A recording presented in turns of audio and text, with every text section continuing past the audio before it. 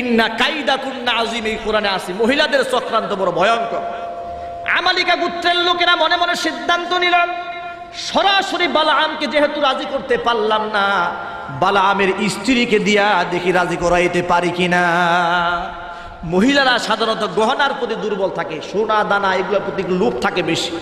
তাফসীর কিতাবের মধ্যে আসছে বিরাট মোটা অঙ্কের স্বর্ণ গহনা টাকা পয়সা হাদিয়া নিয়া সরাসরি পীর সাহেবের বাড়িতে গেছে গিয়া বউয়ের সামনে সোনা দানা দিয়া বলে, আম্মা জান, এই যে দেখছেন আপনাদেরকে আমরা কত ভালোবাসি, ভালোই যদি না বাসতাম এত দামি দামি সোনা গহনা হীরা জহরত আপনার জন্য নিয়ে আসতাম, এসব হাদিয়া আপনার জন্য।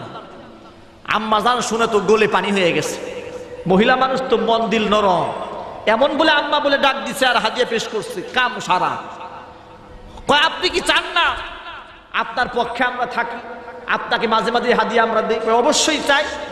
তাই যদি চান দেখেন আপনার স্বামী কত বোকা, আমরা তার জীবনের কল্যাণের দিকে ডাকি, তার ঘরে খাবার নাই, আমরা ডাকি তাকে ধনী বানানোর জন্য, অথচ সে আমাদের কথা শুনে না, সে মুসার পক্ষে কথা বলে। আচ্ছা আপনি বলেন, আপনার স্বামী যদি একটা দিনের জন্য আমাদের পক্ষে একটু দোয়া করে, অসুবিধাটা কোথায়? বউ কয় আসলে তো কোনো সমস্যা নেই, অসুবিধা কি? বালাআম ইবনে বাউরা মনে মনে চিন্তা করতেছে, স্ত্রীকে কেমনে আমি সান্ত্বনা দেব, কিভাবে আমি বুঝাবো? স্ত্রীর কাছে যখন গেছে, স্ত্রী বালাআমের সাথে কথা বলে না, আরেকদিকে ঘুরে তাকায় আছে।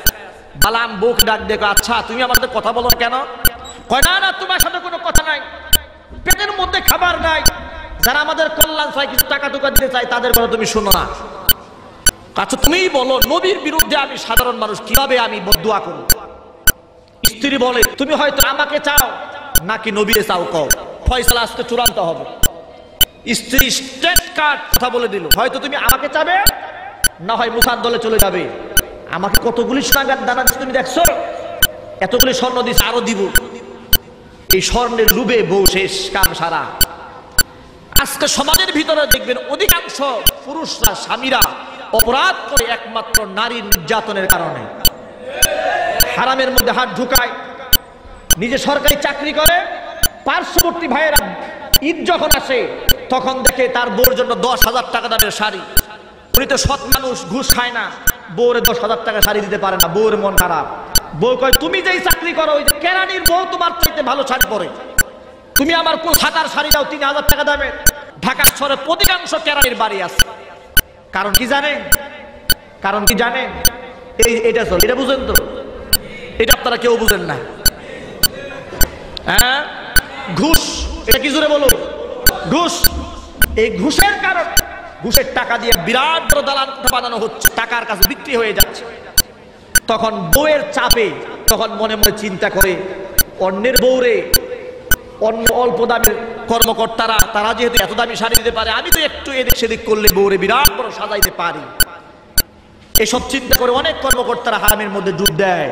আমি আমার মাকে বলবো, মা বোনেরা, স্বামী যদি গরিব হয় তাদেরকে সহযোগিতা করুন, হালাল পথে উপার্জন করার জন্য তাকে আপনি উৎসাহিত করুন যে দুবেলা না খেয়ে থাকবো, একবেলা না খেয়ে থাকবো, কিন্তু সুদের টাকা দিয়ে ব্যবসা করে বড়লোক হওয়ার কোনো প্রয়োজন নাই। ঠিক কিনা জোরে বলুন? সুদের সাথে মুসলমানের কোনো সম্পর্ক আছে? আমাদের কি সম্পর্ক থাকবে? তো বন্ধুগণ আমার, বালাআম ইবনে বাউরা কোনো মতেই যখন রাজি হয় না, স্ত্রীকে গহনা দেওয়ার মাধ্যমে, টাকা পয়সা দেওয়ার মাধ্যমে বালাআম ইবনে বাউরাকে স্ত্রী রাজি করায় ফেলে। পাহাড়ের উপর গিয়ে বালাআম দাঁড়ায়, দাঁড়িয়ে মুখ দিয়ে বলার কথা, আল্লাহ মুসা আলাইহিস সালাতু ওয়াস সালামকে ধ্বংস করো আর আমালিকা সম্প্রদায়কে তুমি বিজয় দান করে দাও। কিন্তু আল্লাহ রাব্বুল আলামিনের কুদরতি ব্যবস্থাপনায় এই জবান দিয়া ওই লোকটা হাত উঁচু করে বলতে থাকে, রব্বুল আলামিন মুসা আলাইহিস সালাতু ওয়াস সালামকে বিজয় করে দাও, আমালিকা সম্প্রদায়কে তুমি ধ্বংস বানায়া দাও। সুবহানাল্লাহ বলুন। বালাআম আবার চেষ্টা করে, আমালিকা সম্প্রদায়ের বড় বড় লিডার বলে, এই বালাআম, তোমার বউরিকে সোনা দানা দিছে, এই জন্য তুমি আমাদের বিরুদ্ধে বদদুয়া করতেছ। আবার বালাআম চেষ্টা করে মুসার বিরুদ্ধে বদদুয়া দেওয়ার জন্য। এই কোরআনে সব আছে। সুবহানাল্লাহ। বালাআম ইবনে বাউরা আবার মুসা আলাইহিস সালাতু ওয়াস সালামের বিরুদ্ধে বদদুয়া করার জন্য চেষ্টা করে, কিন্তু দ্বিতীয় মর্তবায় মুখ থেকে বের হয়ে যায়, আল্লাহ তোমার নবী মুসাকে বিজয় বানায় দাও, আর আমালিকা সম্প্রদায়ের লোকদেরকে তুমি ধ্বংস বানায় দাও। দুইবার আল্লাহ পাক সিগন্যাল দেন। এটা হচ্ছে গ্রিন, প্রথমে সিগন্যাল দেন আল্লাহ পাক ইয়েলো সিগন্যাল, সেখানে আল্লাহ পাক হলুদ সিগন্যাল লাগাই দেন, এই বালাম খবরদার, তুই কার বিরুদ্ধে বদদুয়া করতেছিস? আমার নবী মুসা, যে মুসার সাথে সরাসরি আমি আল্লাহ আরশ আজিম থেকে কথা বলি। সুবহানাল্লাহ বলেন। বালাম দুই মর্তবা সে, তৃতীয়বার আবার যখন মুসার বিরুদ্ধে বদদুয়া করতে চেষ্টা করলো, আল্লাহ পাকের লানত, আল্লাহ পাকের গজব এই বালাম ইবনে বাউরার উপর আল্লাহ পাক নাজিল করে দিল। তাৎক্ষণিকভাবে বালাম ইবনে বাউরার জিহ্বাটা ঝুলে নাভি পর্যন্ত চলে আসে।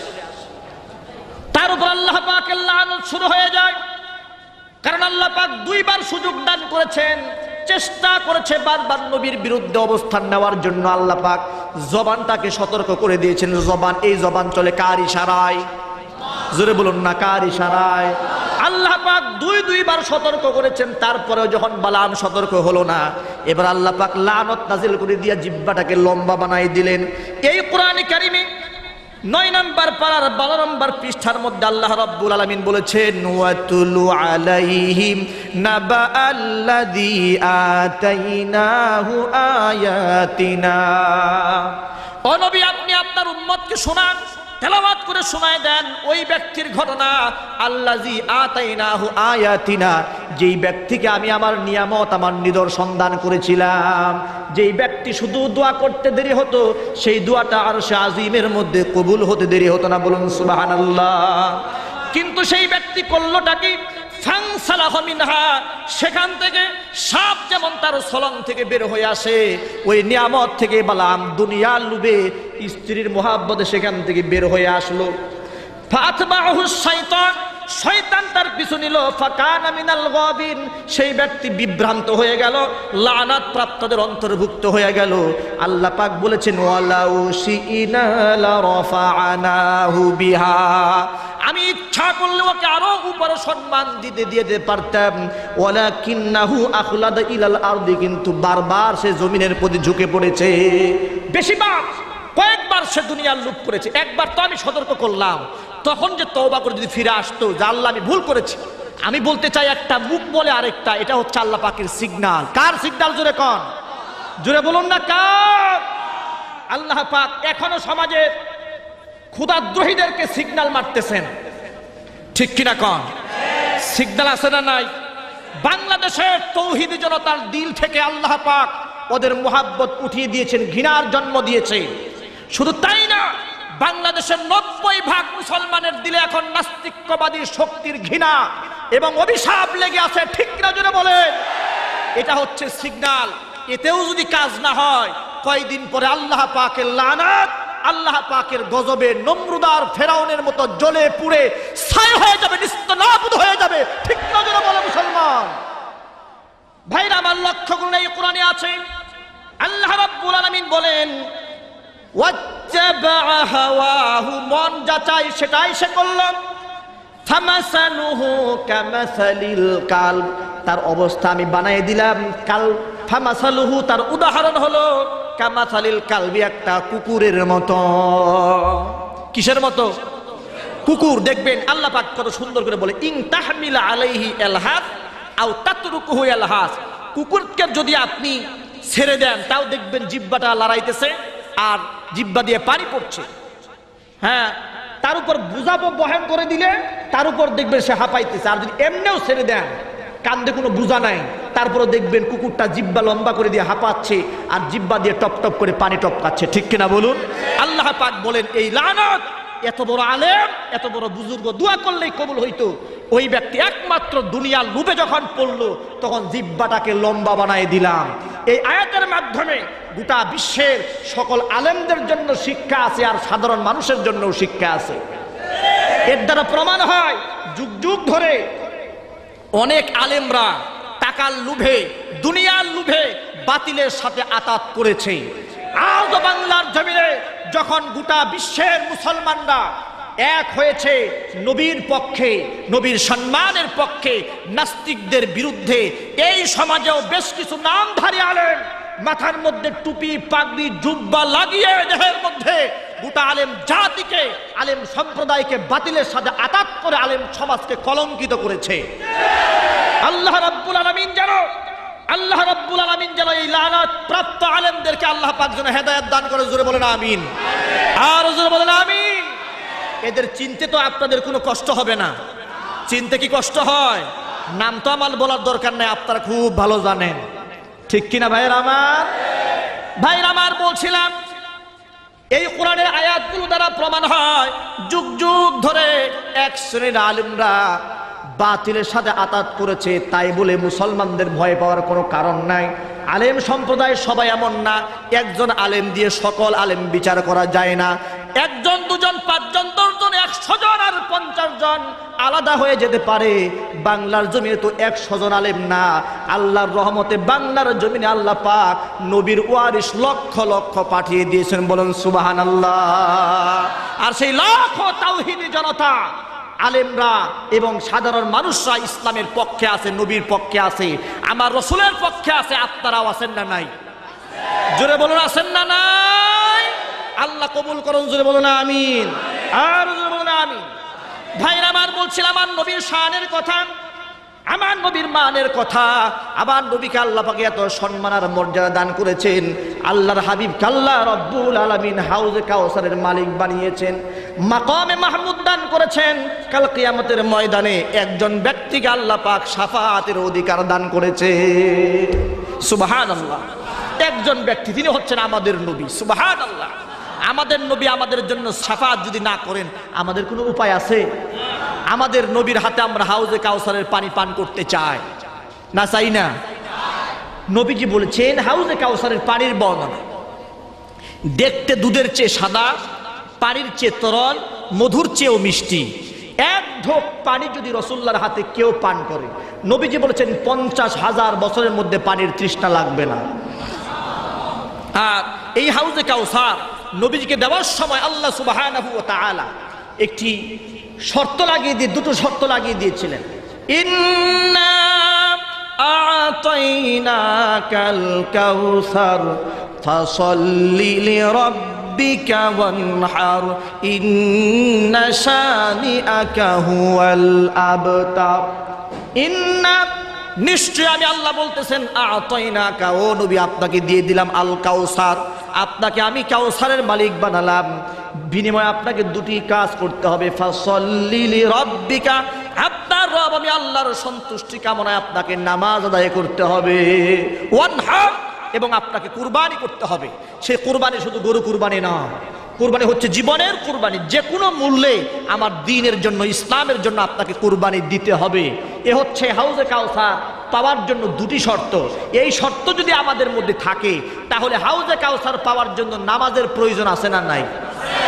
এটা কি আমার ওয়াজ কার? আল্লাহ বলেন ফাসাল্লি, কাউসার দিলাম, নামাজ পড়ো। নামাজ পড়তে হবে 1 নাম্বার কাজ। 2 নাম্বার হচ্ছে ওয়ানহার, কুরবানি করতে হবে দ্বীনের জন্য কুরবানি। জীবনের যদি ঝুঁকিও আসে, জেল জরিমানার হুমকি আসে, মামলা আসে, তাই বলে ইসলাম ছেড়ে পলায়ন করা যাবে না। ইসলামের মধ্যে অবিচল থাকতে হবে, ইস্তিকামতের সাথে, দৃঢ়তার সাথে, ঠিক কিনা বলেন? পারবেন মজবুত থাকতে? পারবেন মজবুত থাকতে? কারা কারা থাকতে রাজি আছেন? এবার হাতগুলো দেখতে চাই আমি। আল্লাহু আকবার, আল্লাহু আকবার।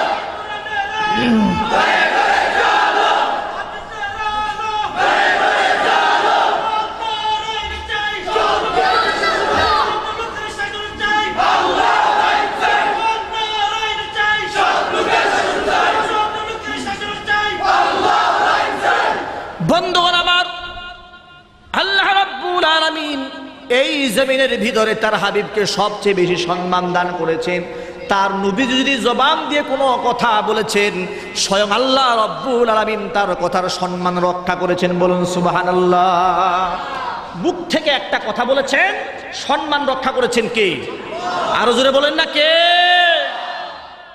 খাইবারের যুদ্ধ থেকে ফিরে আসতেছিলেন আল্লাহর হাবিব, রহমাতুল লিল আলামিন খাইবারের যুদ্ধ থেকে তিনি ফিরে আসতেছেন, রাস্তার মধ্যে ক্লান্ত আর পরিশ্রান্ত হয়ে পড়লেন। সাহাবীদের সাথে নিয়ে তিনি ভিন্ন ভিন্ন তাঁবু গাড়লেন, নবীজি বিশ্রাম করতেছিলেন।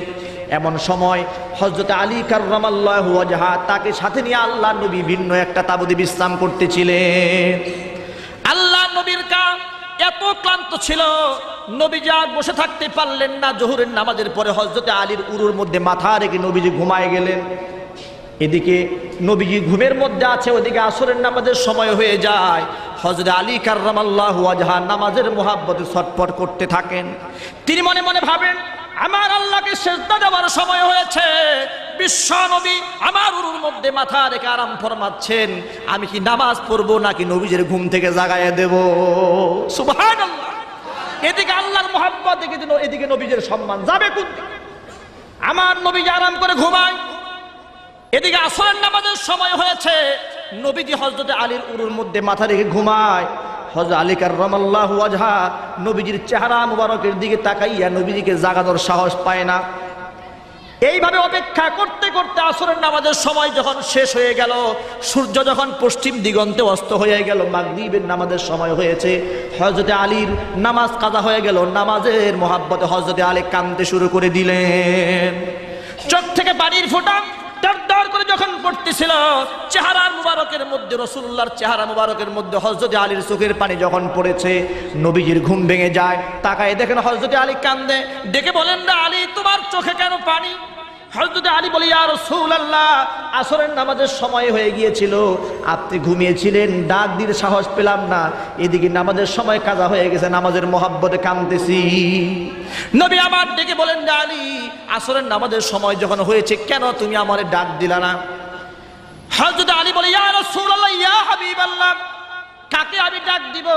যেই নবীর শাহাদাত আঙ্গুলি ইশারা করলে 4 টুকরা হয়ে যায়, যেই নবীর কথার সম্মান রক্ষা করার জন্য স্বয়ং আল্লাহ রব্বুল আলামিন সূর্যটাকে জাগার মধ্যে দাঁড় করাইয়া রাখে, যেই নবীজি রাস্তায় হাঁটলে মেঘমালা আকাশ দিয়ে ছায়া দিতে দিতে চলে যায়, যেই নবীজিকে আল্লাহ দু জাহানের বাদশা বানিয়েছেন, যেই নবীজি কথা বলতে দেরি হয়, কবুল হতে দেরি হয় না, সেই নবীজির ঘুমের মধ্যে বেগার সৃষ্টি আমি করতে পারি না।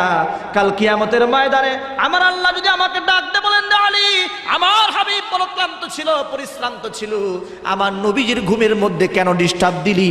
এই কথা চিন্তা করি ইয়া রাসূলুল্লাহ, আপনার ঘুমের মধ্যে বেগার সৃষ্টি করতে পারি নাই। এদিকে নামাজের মুহাব্বতে কাঁদতেছি, আমার নবীজি আল্লাহর দুয়ারে দুহাত উত্তোলন করে দিয়া ডাক দিলেন, রব্বুল আলামিন, আমার আলী নামাজের মুহাব্বতে কাঁদতেছে, নামাজ কাজা হয়ে গেল, আমিও নামাজ পড়তে পারলাম না, রব্বুল আলামিন মেহেরবানি করে ডুবে যাওয়া সূর্যকে আসরের সময় উপযুক্ত করে পুনরায় তুমি উদয় বানায়া দাও, আমি যেন নামাজ পড়তে পারি, আমার আলী যেন নামাজ পড়তে পারে।